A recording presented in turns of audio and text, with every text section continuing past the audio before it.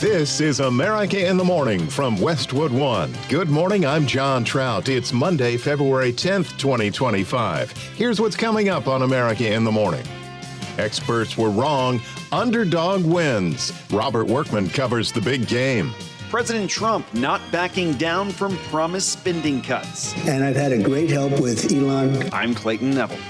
There were no survivors from a plane crash in Alaska. Julie Walker has details. Correspondent Sagar Magani reports on an agreement regarding agents' names between the DOJ and the FBI.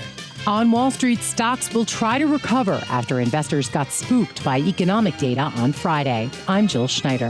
The Trump administration is ordering the Consumer Finance Protection Bureau to halt nearly all of its work. Donna Warder, Washington. One measure shows this is the most intense flu season in 15 years. I'm Mike Hempen. All ahead on America in the Morning. With President Trump in attendance and what some are calling the worst ever halftime show, the Philadelphia Eagles soared past the Kansas City Chiefs 40-22, with the Eagles star quarterback Jalen Hurts earning MVP honors. Our Robert Workman has details, audio courtesy Fox Sports. Super Bowl 59 Sunday in New Orleans, the Eagles chewed up the Chiefs 40-22, ending Kansas City's dream of becoming the first team to win 3 consecutive Super Bowls. In fact, that idea was dashed fairly early. Jalen Hurts scored on a tush push midway through the first quarter. Then with a 10-0 lead midway through the second, Cooper DeJean celebrated his 22nd birthday with a 38-yard pick six. Mahomes rolling out, looking, firing, intercepted, picked up by Cooper DeJean, gets a block.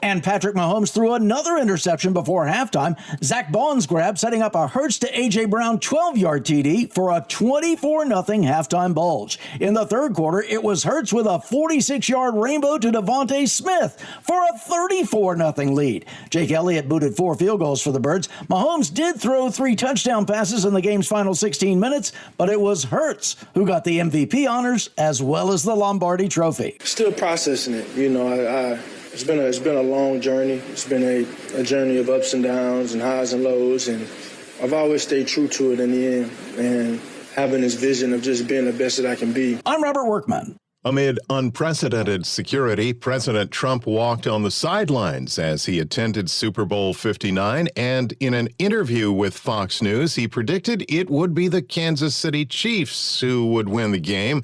And also in his pre-Super Bowl interview, he said he's not backing down on his commitment to cut spending. Correspondent Clayton Neville reports. President Trump sat down with Fox News' Brett Baer for the pre-Super Bowl presidential interview. The president was at the game in New Orleans. I think just the spirit of the country's taken on a whole new life. I thought it would be a good thing for the country to have the president be at the game. The president was asked by Fox News about his plan to cut spending and his decision to use billionaire Elon Musk to do it through the Department of Government Efficiency, known as DOGE. Look, I ran on this, and the people want me to find it, and I've had a great help with Elon Musk, who's been terrific. Baer asked President Trump if he can trust Elon Musk. Oh, he's not gaining anything. In fact, I wonder how he can devote the time to it. He's so into it. But I told him to do that. Then I'm going to tell him very soon, like maybe in 24 hours, to go check the Department of Education. He's going to find the same thing. Then I'm going to go to the military. Let's check the military. We're going to find billions, hundreds of billions of dollars of fraud and abuse.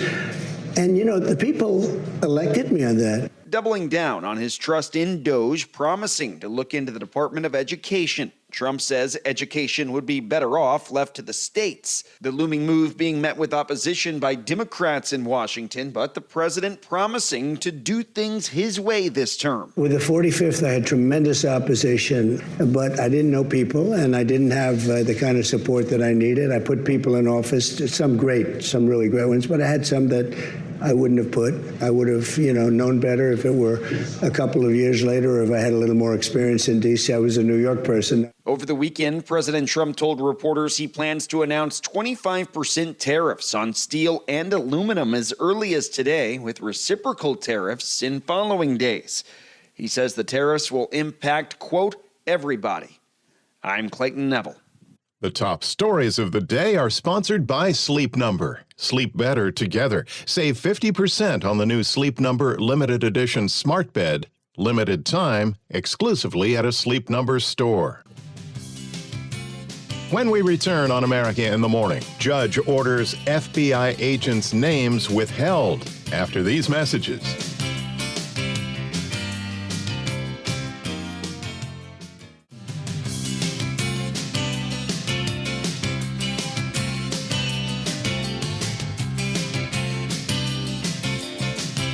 This is America in the Morning as we continue to watch a storm system in the middle part of the country. Here's the update from AccuWeather.com meteorologist Matt Rindy. After another round of snow, ice, and rain moved through the plains and continued to the east this weekend, we are now keeping our eyes back on the plain states for another developing storm system to impact the U.S. This system will be a little focused farther to the south.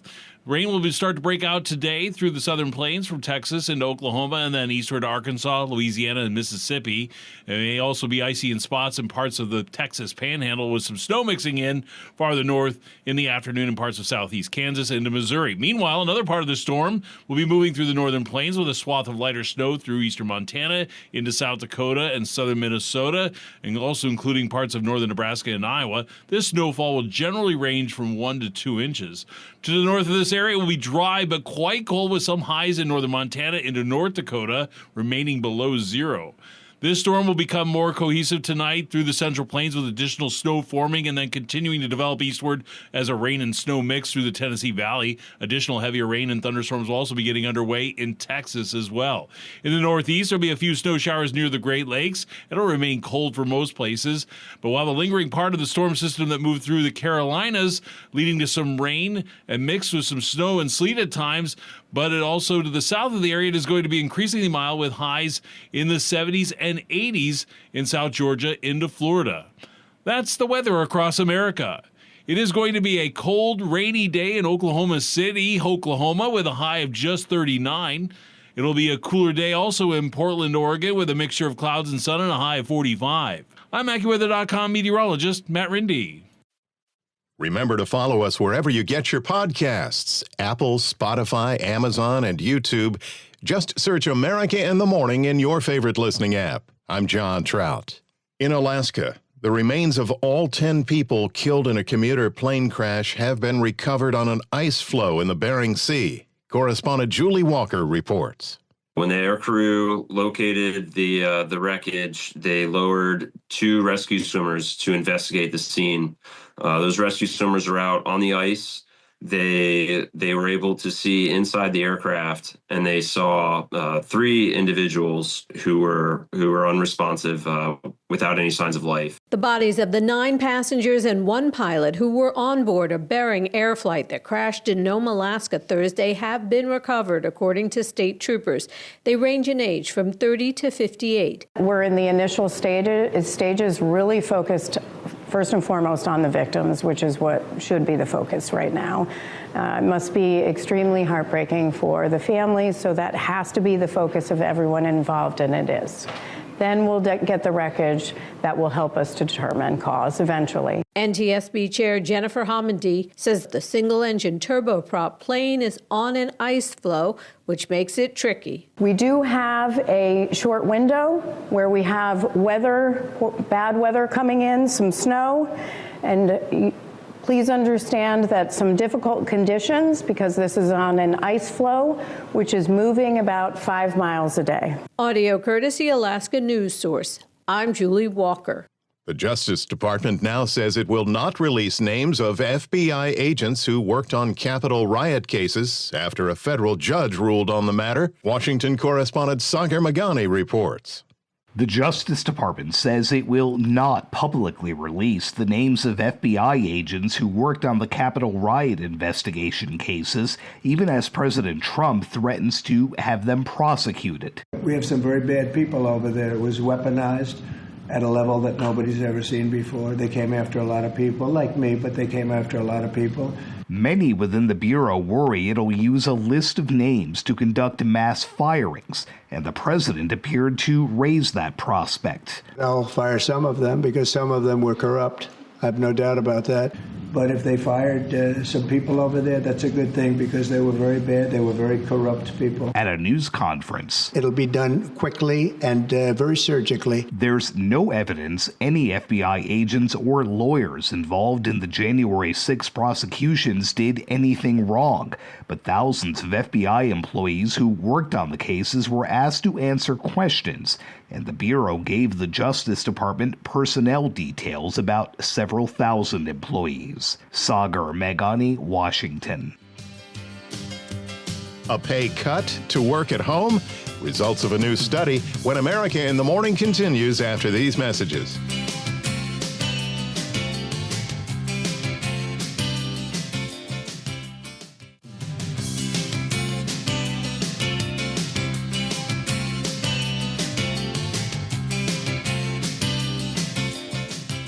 This is America in the Morning. The Business Report is brought to you by Fisher Investments. Fisher Investments is a fiduciary, always putting clients' interests first. Learn more at FisherInvestments.com. CNBC's Jill Schneider is in for Jessica Ettinger. Wall Street opens this morning after wrapping up the week in the red. On Friday, the Dow sank 444 points. The S&P dropped 57. The Nasdaq tumbled 268. Wall Street is in for a quieter economic calendar this week, but investors will still pay close attention to the January consumer and producer price indexes after Friday's economic data revived concerns around inflation. Jan Hatzius, chief economist and head of global investment research at Goldman Sachs, says he's not overly worried about a resurgence of inflation. He believes interest rates will hold steady. I think it's very unlikely, in fact, that the Fed's going to hike. I think at the moment they're quite comfortably on hold. They think rates are restrictive. Pershing Square's Bill Ackman revealed he has built a significant stake in Uber, saying the stock is still trading at what he calls a massive discount. In a post on X, the hedge fund manager said he began buying Uber shares in early January and has amassed more than 30 million shares, worth about $2.3 billion.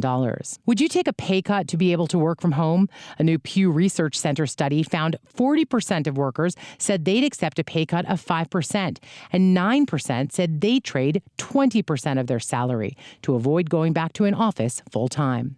On today's watch list, we get earnings from McDonald's, cosmetic maker Coty, and On Semiconductor. Starbucks has named today Coffee Monday with a free cup for rewards members. The two-day Westminster Kennel Club Dog Show begins in New York City, with Best in Show crowned tomorrow night. Always fun to watch. CNBC's Jill Schneider with Monday Business. 36 hours after Russell Vought took over as director of the Office of Management and Budget, he's telling the Consumer Finance Protection Bureau to stop work. Correspondent Donna Warder reports. The Trump administration is ordering the Consumer Finance Protection Bureau to halt nearly all of its work. The agency was created to protect consumers after the 2008 financial crisis and subprime mortgage lending scandal. The newly installed director of the Office of Management and Budget, Russell Vought, directed the Bureau in an email Saturday night to stop work on proposed rules, suspend the effective dates of any rules that have not been finalized, stop investigative work, and don't begin any new investigations. Vought also says in a social media post that the Bureau would no longer withdraw funds from the Federal Reserve and that its current financing of $711.6 million is excessive. The CFPB says that since it's been operating, it's obtained nearly $20 billion in financial relief for U.S. consumers in the form of canceled debts, compensation, and reduced loans. Donna Warder, Washington. It's being called the worst flu season in nearly 30 years. When America in the Morning continues after these messages.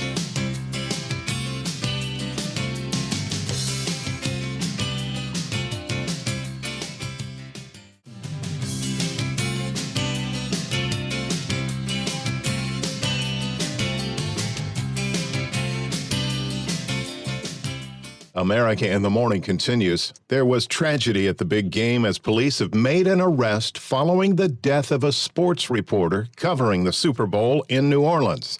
Correspondent Gethin Coolbaugh reports. Police are investigating the death of 27-year-old television reporter Adon Manzano, who was in New Orleans to cover the Super Bowl.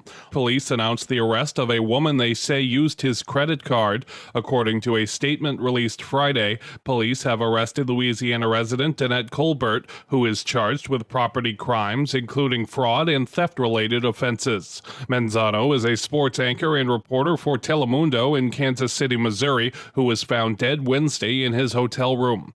Police are awaiting results of a coroner's full autopsy report to determine if Manzano's death was a homicide. I'm Gethin Coolbaugh. If you're under the weather, you're not alone. 43 states have high or very high flu activity, and the CDC says this is one of the worst seasons for the flu in the past 28 years.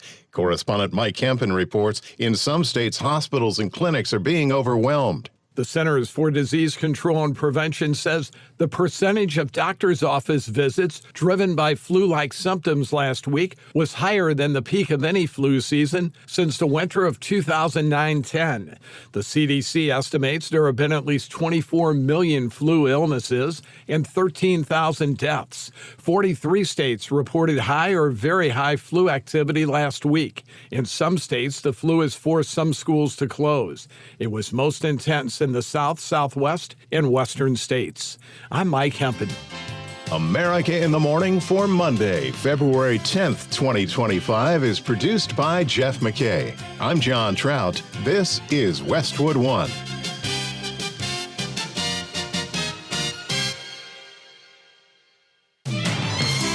This is America in the Morning from Westwood One. I'm John Trout. Coming up this half hour, President Trump's new tariff on steel and aluminum, and Canada's concerns over any new tariffs. President Trump describes what Elon Musk is doing with DOGE. I'm Julie Walker. The Homeland Security Secretary says she's all in on getting rid of FEMA. I'm Pamela Burr. Discussion over the legality of DOGE. I'm Clayton Neville. Can you hear me now? T-Mobile and Starlink can everywhere. I'm tech correspondent Chuck Palm. Freezing hikers stuck in waist-deep snow were rescued during a Mount Washington whiteout in New Hampshire. I'm Ed Donahue. How well did the movies fare against the biggest night in football? I'm Kevin Carr. Back after these messages.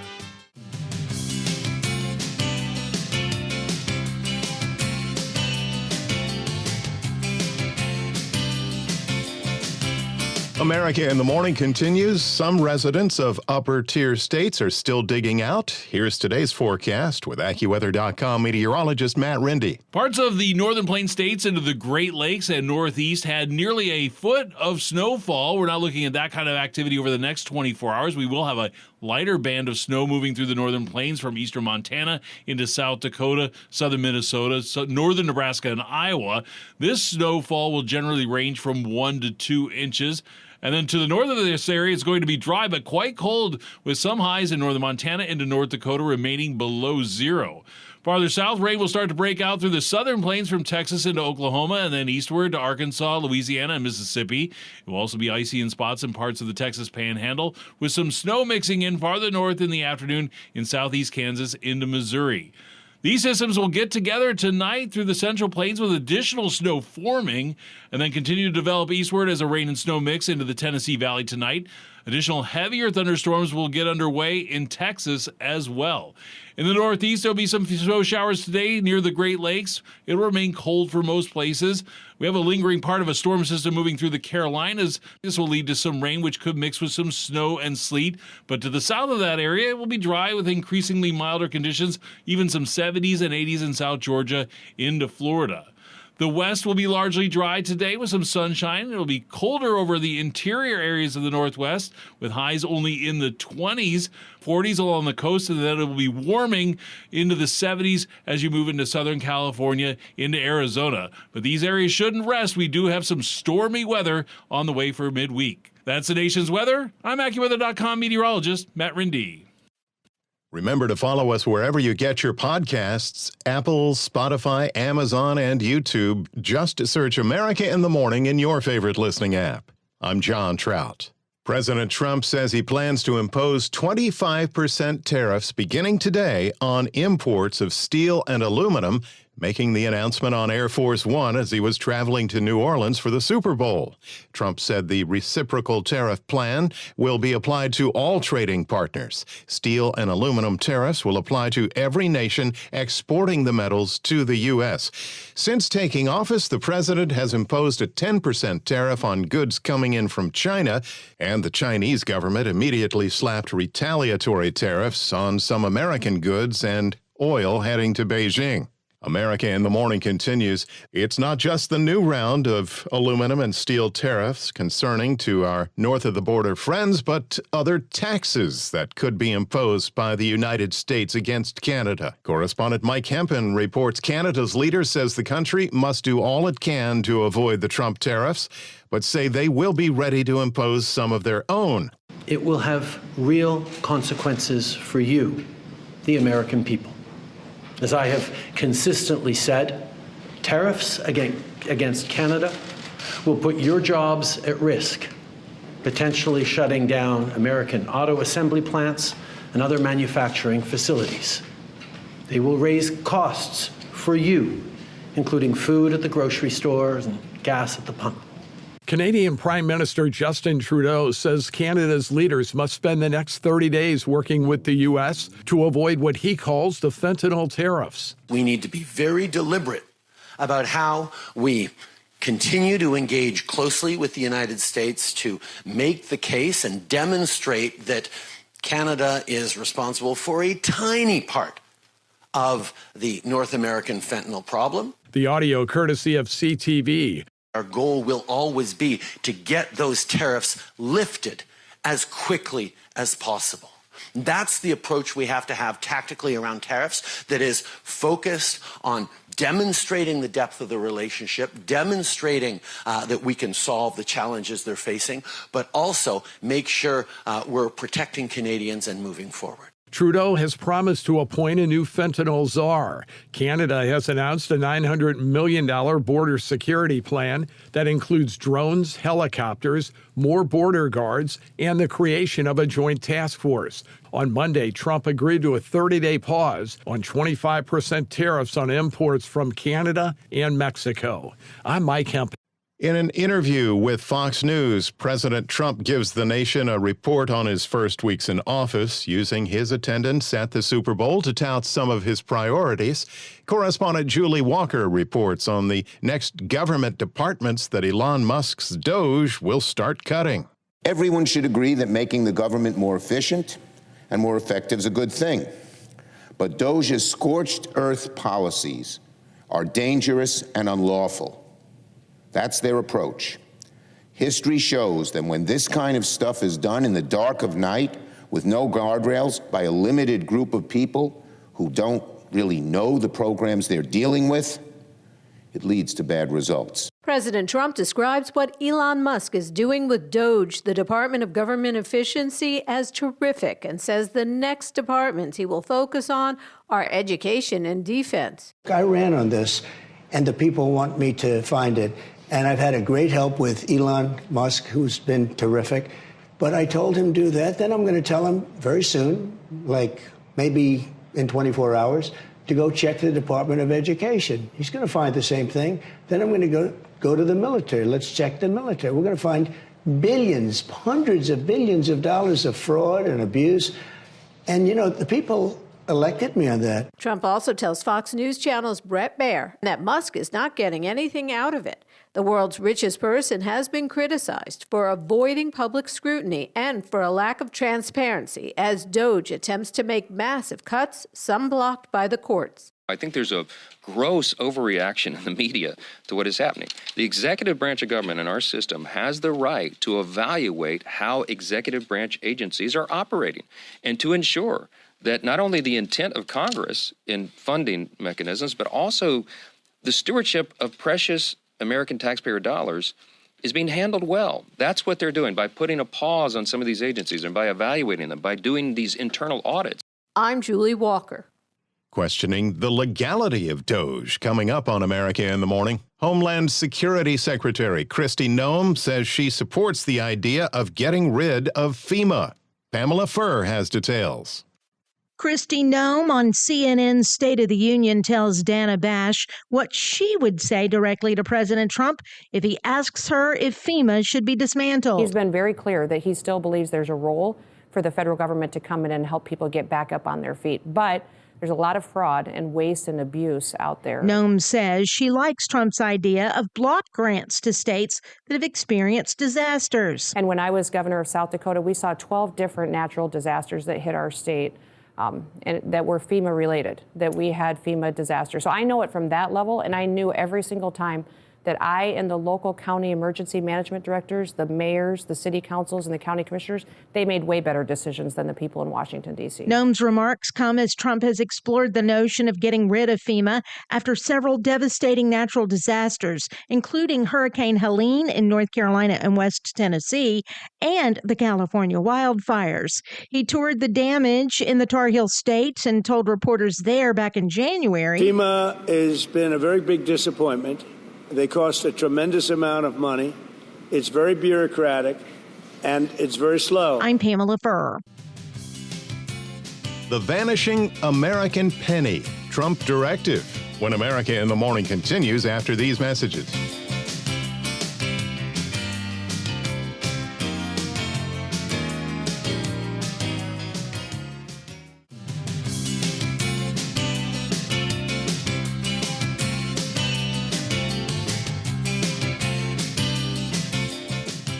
Welcome back. This is America in the Morning. Discussion continues in Washington, D.C. over the legality of the Department of Government Efficiency, known as DOGE. Correspondent Clayton Neville reports.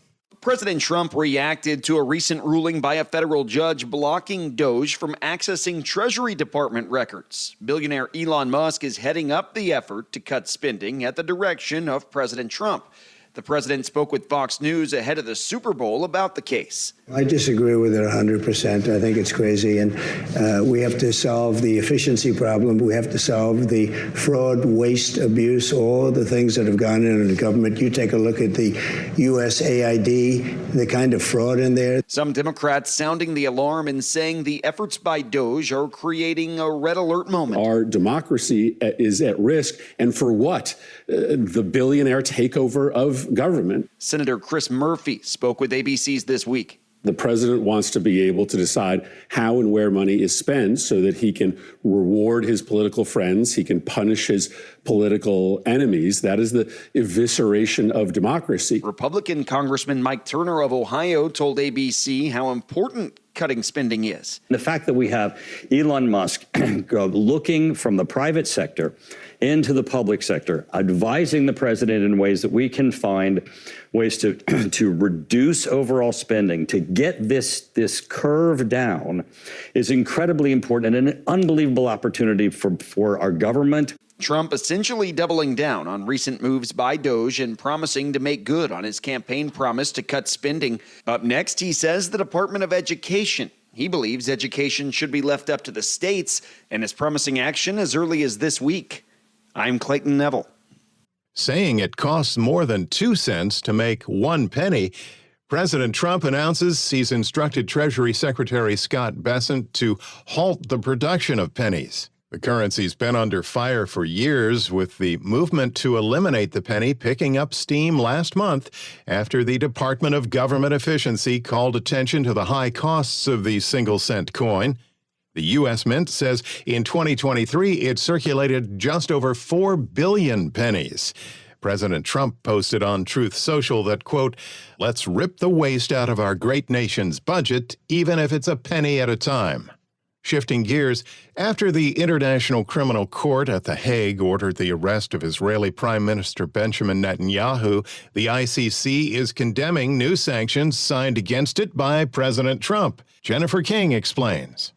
The International Criminal Court called on member states to stand up against sanctions imposed by U.S. President Donald Trump, saying the move was an attempt to harm its independent and impartial judicial work. Trump signed an executive order against the ICC Thursday for its investigations of Israel. The sanctions include stopping ICC officials from entering the U.S. The International Court issued an arrest warrant against Israeli Prime Minister Benjamin Netanyahu over his actions towards Palestinians in Gaza following the October 2023 Hamas attack. Trump says the ICC's actions set a dangerous precedent, while Liz Evanson with Human Rights Watch says U.S. sanctions against ICC officials would be a gift to those around the globe responsible for mass atrocities. Neither the United States nor Israel are members of the ICC or recognize it. I'm Jennifer King. Not just a clever Super Bowl commercial, T-Mobile Cellular and Starlink Satellite have teamed up for real and are offering everyone with a cell phone the chance to use it anywhere in the world. Here's Chuck Palm with that in today's Tech News. As you may have seen on the Super Bowl last night, T-Mobile and Starlink have joined forces to provide cellular service planet-wide. The hybrid carrier has announced the beta trial will be free until July for anyone with a cell phone. But if you're a T-Mobile Premium Go 5G Next plan, you will get it at no extra cost. T-Mobile also bragged that 500,000 square miles of U.S. territory, which is currently unreachable by terrestrial cell towers, can now stay connected. Customers who sign up for the trial will get a 33% discount when the service is commercially launched and will initially offer text service, while voice and data features will be added later. Mike Katz, president of marketing, strategy, and products, mentioned in an interview that this is something nobody else in the U.S. has done, and one of the big distinctive things that this network has is that it will work on almost any smartphone made in the last 4 years. For more tech news, follow me on X. At Chuck Palm. The big game and more with America in the Morning's Robert Workman and Monday Sports. Super Bowl 59 was all Eagles in New Orleans. They soared over the two-time defending champion Chiefs 40-22. The offense was electric. Jalen Hurts threw for 2 touchdowns and scored on his signature tush push to earn the MVP, Coach Nick Sirianni. He just keeps getting better. He knows how to win. He does a great job of being able to block out all the outside noise. I think it's, I find it funny when it's like, well, Jalen is good because he's got a good team around him. Like, that's football. Like, again, you cannot be great without the greatness of others. The defense was sterling as well, converting 3 turnovers into 17 points, including a Cooper DeJean pick 6 on his 22nd birthday. They also sacked Patrick Mahomes 6 times. Credit to the Eagles, man. They played better than us from start to finish. We didn't start how we wanted to. Obviously, the turnovers hurt. And, I take all the blame for that.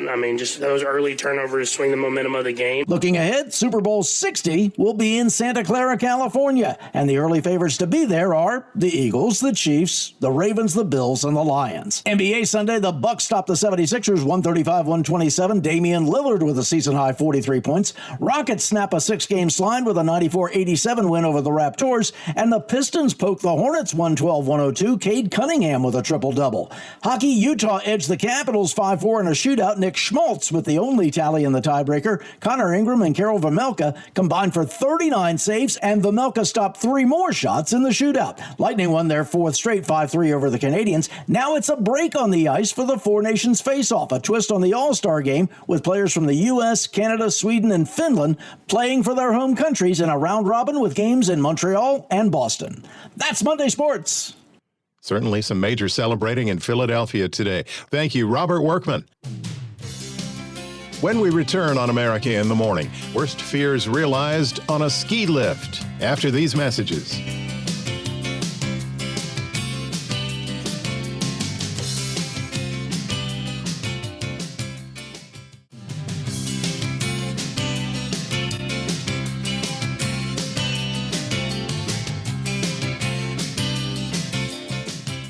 America in the Morning continues. It was a rough week for rescue workers in New Hampshire. Dozens of skiers had to be rescued after a Cannon Mountain ski lift malfunction left people trapped. One skier fell 20 feet when the lift chair he was riding on somehow detached as he was heading up the mountain. And more's being learned about 2 hikers who were rescued when they were found after a grueling search in hip-deep snow. Correspondent Ed Donahue reports.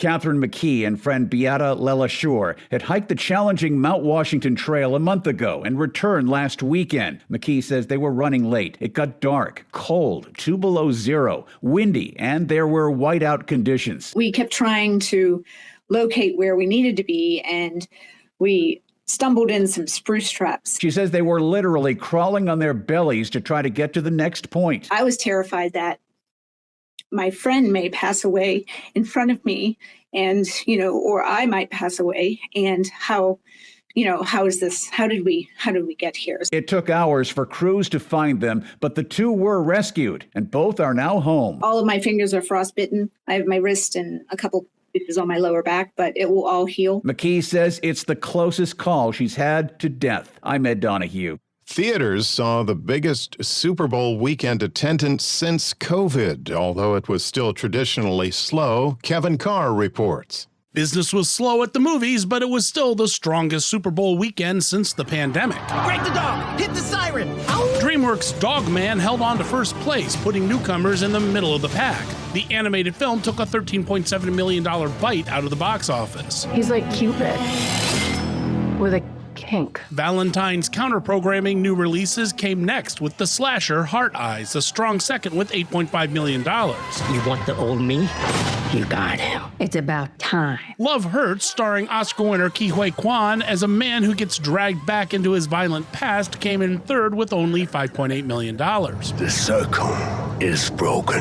There will be one Lion King. After a disappointing Christmas opening, Mufasa the Lion King is showing its pride with an excellent hold over the last 2 months. Earning $4 million for fourth place, this Disney remake is encroaching on $700 million worldwide. The days of you controlling me are over. And rounding out the top 5 is a photo finish between the horror film Companion and the comedy One of Them Days. Your boyfriend took our rent money and dipped. I invested it. Both are reporting $3 million, and the winner won't be known until later on Monday. Super Bowl weekend is traditionally slow at the box office because of the loss of audience on Sunday. Wait for it. But hold on for next week when Captain America battles Paddington Bear. I'm Kevin Carr. That's our show for today, Monday, February 10th, 2025. America in the Morning is produced by Jeff McKay. I'm John Trout. This is Westwood One.